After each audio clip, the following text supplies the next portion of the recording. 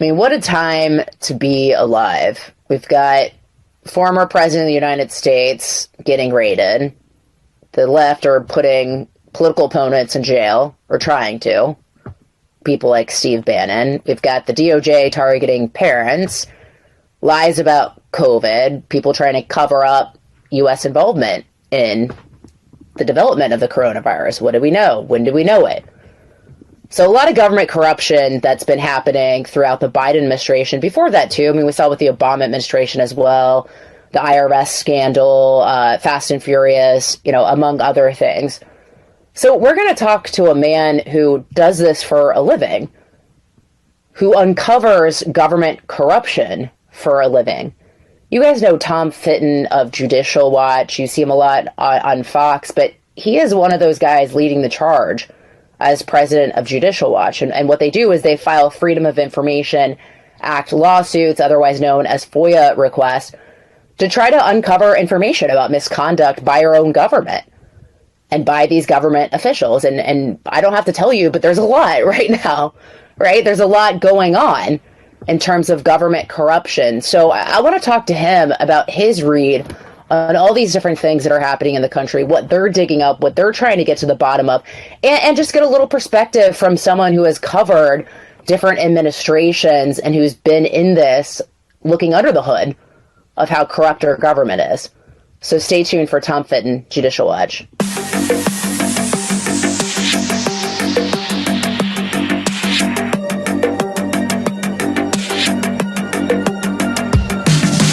So we've got a lot of government corruption right now. So it's a good thing we've got Tom Fitton of Judicial Watch. Tom, you guys are doing great work and just uncovering some of the stuff we're seeing. So I really appreciate you taking the time to join the show.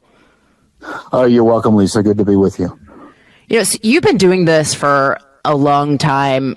What concerns you the most about where we are today as a society?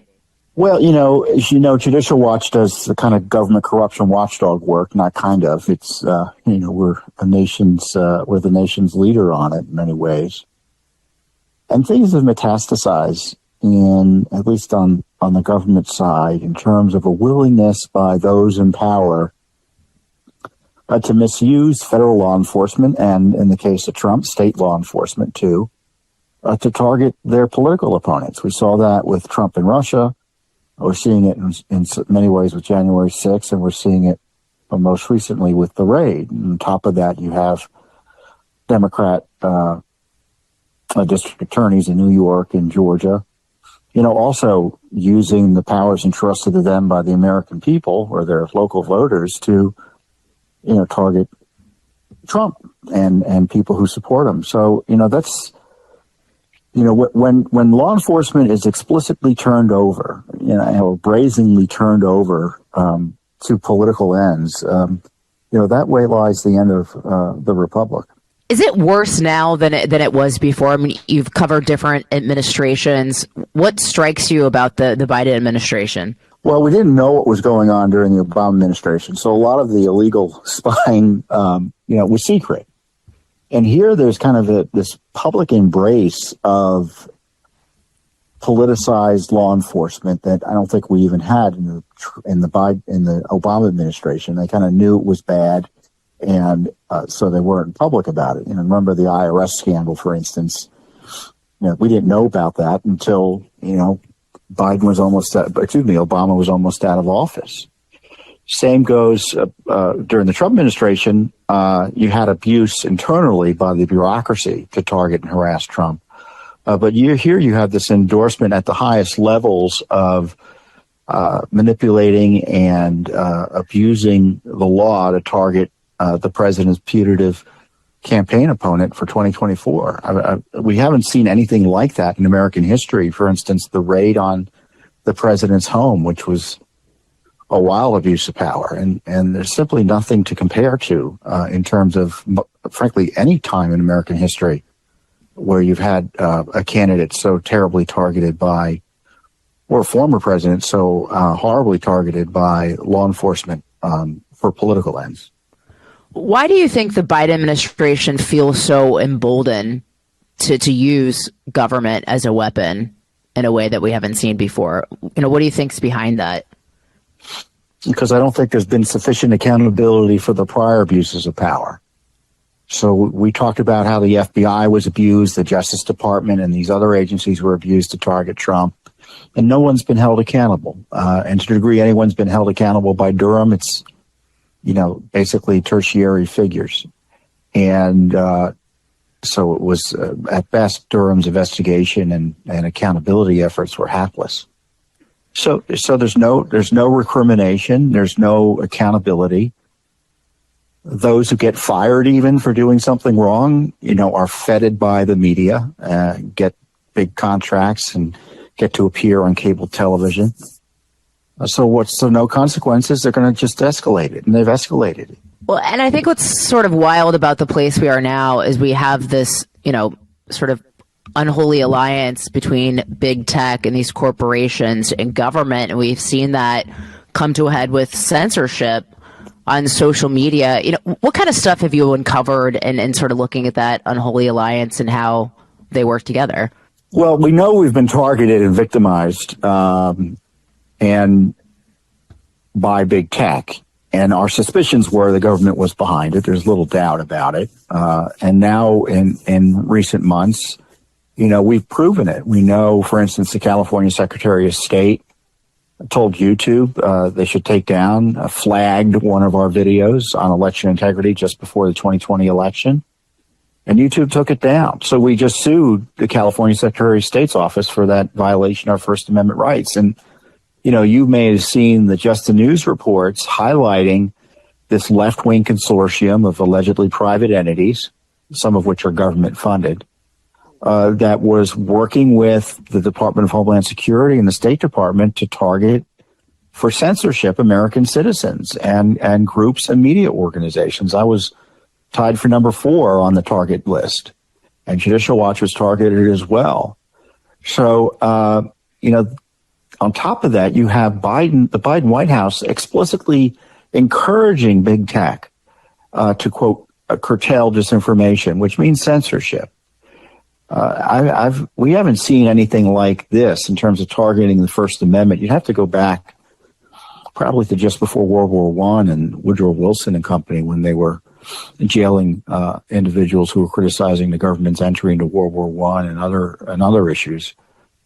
Here, this is a modern day, as I call it, the Great Suppression of speech on the internet with the encouragement of the government, our government. Well, and a lot of times these things that they're censoring end up being true. I mean, we saw this repeatedly during COVID, people raising and ringing the alarm about the coronavirus coming from the Wuhan lab, which, you'd have to be an idiot to think it didn't, or raising questions about vaccines, and now people are slowly admitting that they might not be as safe as we were originally told, and they certainly don't stop the spread of COVID. And so, repeatedly, or lockdowns don't work, masks don't, it's like repeatedly people were censored, for things that we know to be true today. But, I know that you guys have been trying to get to the bottom of some stuff regarding COVID and vaccines.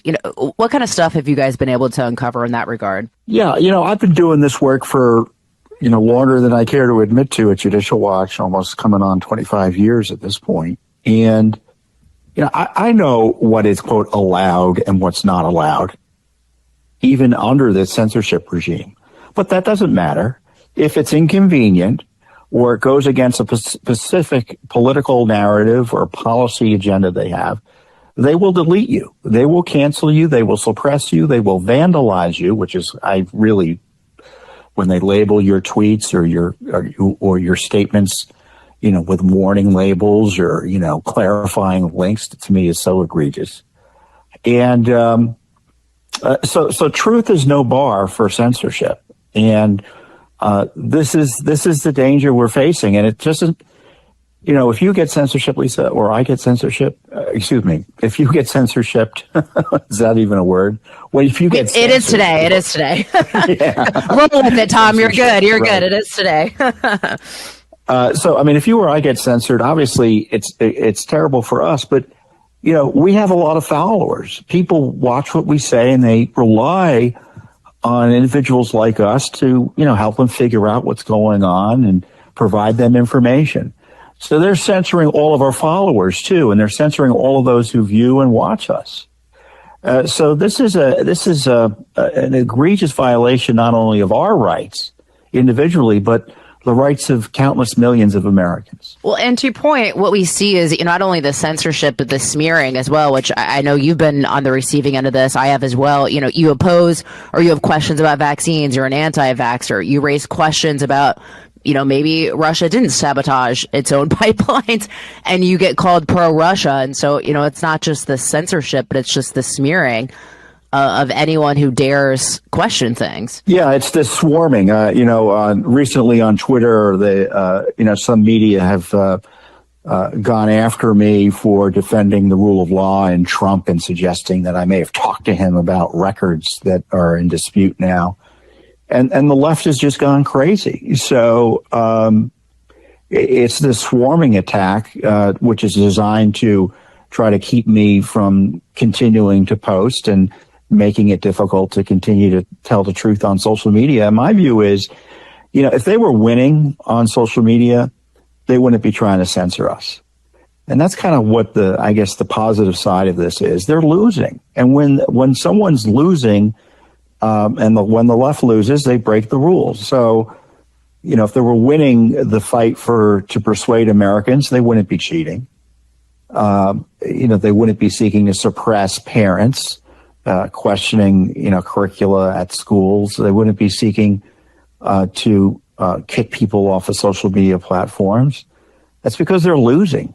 And so, we shouldn't be, upset in the sense that, oh my gosh, we're going to lose. No, they're losing, and these are desperate measures by them. But they're dangerous in the sense that, they could end, the American way in many ways, whether it be our constitutional republic or just the core idea that people have a right to free expression, and it should be respected. Now it looks like Elon Musk is in fact buying Twitter. What do you make of this, and how do you think that'll reshape some of the conversations we're having in the country? Well, it depends if Musk is willing to stand up, and I suspect his comments recently have suggested he is, and demand the right or protect the right to free expression on his social media platform, or what soon could be a social media platform.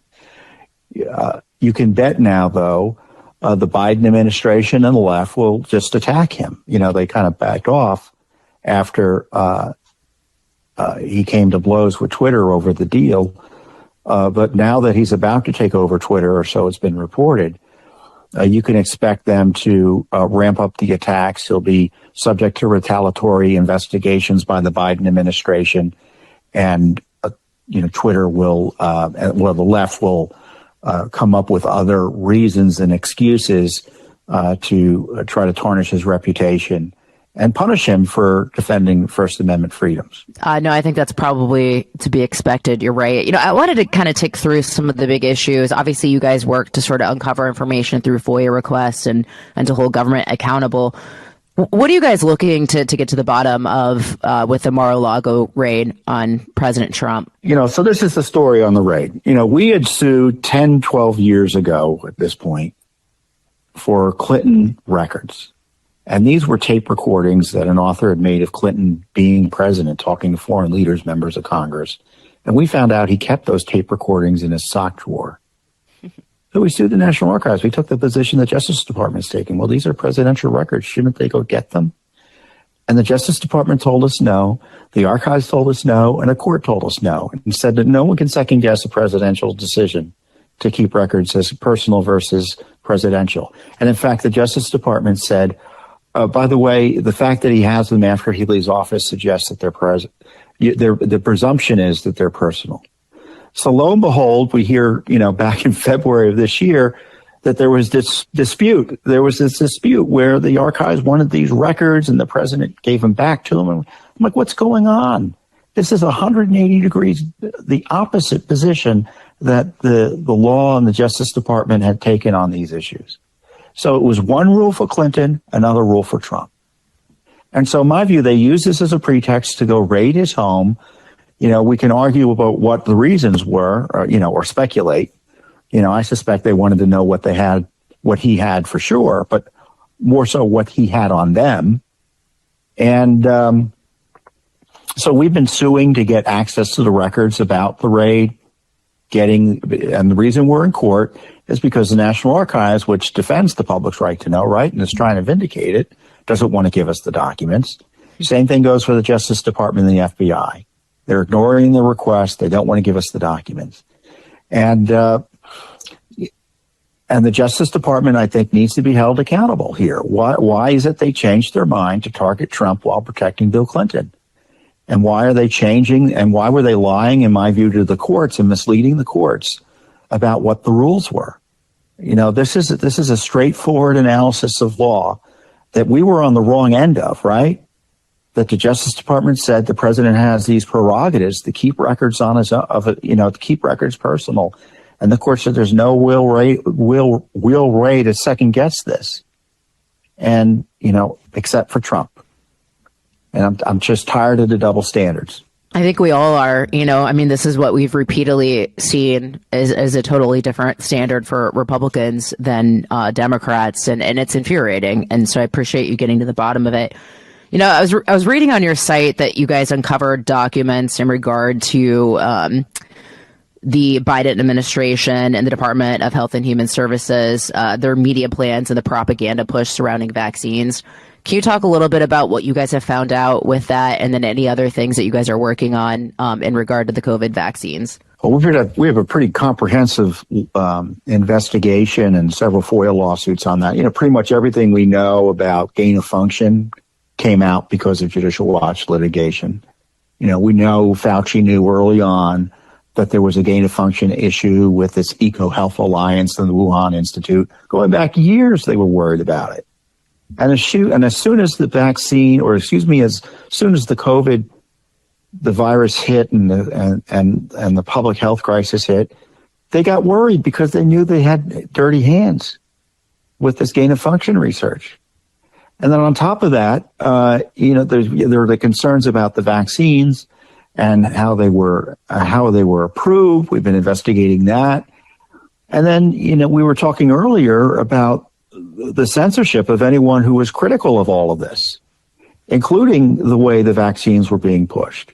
So sure enough, we just got this plan, this propaganda plan. There's no other way to describe it, describing a unbelievably comprehensive effort to enlist every facet of society to push these vaccines, entertainment, culture, you name it. It's astonishing when you look through the documents. And I mean, my conclusion after reading, everything they wanted to do, talking to producers to target, for instance, young people on in TV and get script writers in, is unbelievable. You have to wonder who wasn't working for the government practically as an agent in the entertainment industry after going through this. I mean, who wasn't working with the government on this? And why didn't we know about it? Well, we weren't because they've targeted us. And also I was reading that the COVID vaccine had testing facilities in China. Yeah, isn't that interesting? Why would they do that? They were doing some of these vaccine-related tests in China. And we had asked for the documents. They initially gave them to us, and they redacted where the testing was being done. And we pushed back. And they admitted it was in China, Shanghai. Now, isn't that curious? And the American people have a right to know. I mean, the vaccine's a big deal. And and this is for people who are supporting the vaccine and people who are skeptical about it. No matter how you slice it, it's one of the most important medical treatments in the history of modern man. And so forgive me if I think we have a right to each and every document about its safety, efficacy, and basically how it came to be. And the fact that the government is fighting us tooth and nail on it speaks volumes. Well, we've also seen, the big pharma, and I think even I think it was like the FDA, of not wanting to be transparent with people, not wanting to release critical information about safety and a variety of other things, and really trying to fight people on some of these FOIA requests and information coming to light. But it really does boggle the mind. So you're going to have testing facilities in China the country that is responsible for unleashing COVID on the rest of the world, whether intentionally or unintentionally, out of Wuhan. Well, that's true. And when you look at what they were doing in China, they were doing gain of function research. Frankly, all the biological research in China, or much of it, was funded by our government. So we were partners with them. We knew what they were up to. In fact, we were worried about, the documents we have, we were worried about what they were up to. It was crazy. We were essentially spying on them while funding the same programs we were spying on. I mean, that's how insane it was in China. Of course, all of this is out of Fauci's agencies, NIH, NIAID. I didn't know this till we received the documents. But did you know that Fauci's agency had a full-time employee working out of the embassy, kind of trying to monitor all of this? I didn't. I did not. And where is she?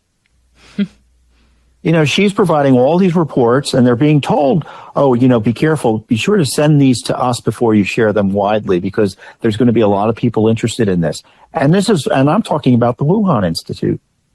I mean, other documents show that the Wuhan Institute's top guy, one of the top guys, was asking for disinfectant advice from the NIAID people. How to keep the lab disinfected. Talk about hair-raising requests for help. And how do I know this went up the chain? Because he saved the email. As you send an old email, you use it to kind of follow up on a different topic years later. So he said, by the way, I'm horrified about COVID. Now let's know if there's anything we can do for help. And in the email chain, he attached all of his prior requests for help on keeping Wuhan disinfected because they didn't know how to do it. And it was sent to Fauci and company. Crazy stuff. And of course, the media isn't interested in this. I mean, for all their interest in COVID, they have zero interest in where it came from and how it happened and who was involved. And, my concern is what else is going on that we don't know about in this gain of function regime that's not only going on here in China. I mean, when you find out the documents that we have about what's the craziness here in the United States, you'd be like, well, forget about Wuhan. What's going on down in Texas? What is going down in Texas? Well, this gain of function approach is something that has been pushed throughout the United States. And we have the documents showing that it was happening and people were screwing up, because it's, labs are run by human beings and people drop stuff and, prick themselves and do things like that. So, my gosh, it's for the grace of God, nothing more serious. Well, could it get any more serious than what COVID did to us? But it can get worse. Although I don't think we're entirely getting the truth from COVID versus with COVID in terms of deaths in the country. I think that, a lot of people who are incentivized to, calculate deaths that were with COVID versus from COVID for financial reasons. But to your point, and what I think is odd too. Well, to go back, one can understand that COVID was, the impact was, my view is the impact could have been lessened, although it was significant and severe. But of course, if we had our act together and we weren't funding this type of dangerous research, it might have been avoided entirely, completely. To say that it was bad news wasn't to suggest that some people were ramping it up or hyping it. No, I see for what you're other saying. Purposes beyond that was outrageously inappropriate too, and also dangerous. Well, and to the censorship, I had Dr. Harvey Risch on for the last episode, and he was just talking about how ivermectin, hydroxy, and instead, because of financial reasons, because they're cheap generic drugs, that was shot down. And Dr. Fauci lied about it, the media lied about it, and they all covered up, and it could have saved a lot of lives. And what I think's odd about China too is, I don't know if we'll ever get to the bottom of if it was intentional or an unintentional release with someone just making a mistake in a lab, which has happened in the past. But what is weird is a happy accident. Yeah, like, but like, do you remember all those videos that were going around on Twitter of like people dropping dead in China? I mean, when did that happen elsewhere in the world of people just dropping dead in the middle of the streets from it? And where did those videos come from? I don't know. I wanted to ask you too. I know that you've worked really hard in uncovering videos with January 6th, and they try to shield as much information from us as they can and as they could. What have you uncovered about January 6th? What should people know that maybe they don't know already? Well, the government was well aware that tens of thousands of people were likely to descend on the Capitol, and obviously the security was lacking. The government, we have documents about the shooting death of Ashley Babbitt, the only homicide that day, that shows, in my view, there was no good reason to shoot her. The officer, Lieutenant Byrd, just shot into the crowd. It was completely crazed that he did that with no accountability and consequence. And then, much of what we're doing also is about figuring out what we don't know and challenging Congress to release these records. We've sued in court and sued to get access to these congressional records about what went on. We know about the 14,000 hours of videotape, none of which has been released, publicly by Congress, at least in the process that we think it ought to be held, the process that we think ought to apply, which is tell us what you're turning over, tell us what you're withholding, and, stop editing stuff. But also and people don't know this widely, there's at least 270 emails from January 6th from within the police department there, the U.S. Capitol. And also what we don't know about January 6th is important because it's Congress that's hiding the information. We sued Congress to get access to those 14,000 hours of videos that the Pelosi Congress doesn't want to release, any of them, under the process that we think is appropriate, which is give us the videos, don't selectively edit them, don't hide other videos, and if you hide them, you need to justify why you're hiding them. Same thing goes for 270 plus emails. They're hiding emails about January 6th. So Pelosi's coming into court. The Congress is coming into court saying we have no right to sue. They have sovereign immunity. And even if we had a right to sue, the records aren't of sufficient public interest as to require their release. It's really outrageous. They're going out, taking the phone records and text messages of Americans and leaking them while hiding virtually everything they have about January 6th that would be very educational, I would think, for the American people. Well, and then also just using it as a way to target their enemies, going after Steve Bannon, going after Ginny Thomas, just, adding anyone to the list that they can, to target. I wanted to ask you, I saw someone float the idea, I don't remember who it was, so I apologize for not giving them credit. It wasn't me, so I'm not going to take credit for someone else's. But I saw someone float the idea of when Republicans win back the House and the Senate, in the House, they should overtake the January 6th investigation and continue it, but start investigating the things that Democrats don't want answered. What did Pelosi know? What are they not telling us? What do we need to know about what happened to Ashley Babbitt? Why did they withhold the video? What video do we not, and try to get into some of those questions that you've been raising in this conversation. What do you think about that idea? See if they're brave enough to do that. My experience with the Republican leadership, which largely hasn't changed in the last several years, is they don't like to really do investigations and push too hard. But who knows? Maybe the public will demand it. Maybe their voters will demand it. Certainly, we would encourage full disclosure. Right now, my understanding is the Republican leadership can release these videos, but they haven't. So we'll see what their legal position is. If I were them, I would recognize there's a lot of work to be done in terms of oversight, but there has to be demands to get some prosecutions and accountability here. And, for instance, fully funding the Justice Department and the FBI, given their wild abuses of power. I mean, how does that work? I don't understand how it would. And certainly members of the House who are involved in this 1-6 committee, why should they be trusted to serve on any other committee given the abuses they've engaged in currently? So there's a lot of opportunity for accountability here that, I think Speaker McCarthy needs to be strongly encouraged to pursue, presuming that he's the speaker and the Republicans win. As someone who's covered this stuff probably more than anyone and uncovered more information than probably anyone, what kind of oversight would you like to see from a Republican-led Congress? What areas would you like them to tackle, and sort of what advice would you give them on what they should be looking at? Well, they should be, I know this, I don't mean to be trite here, but they should really be investigating everything. I mean, there are so many problems with, the way COVID was handled, who was doing what in terms of suppressing information about COVID. For instance, the vaccines, and you raised the issue about these alternative treatments.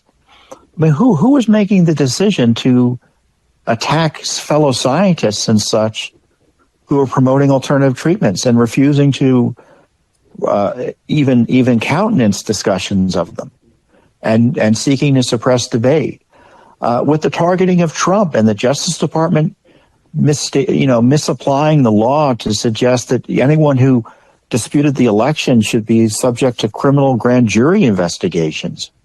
What's going on there?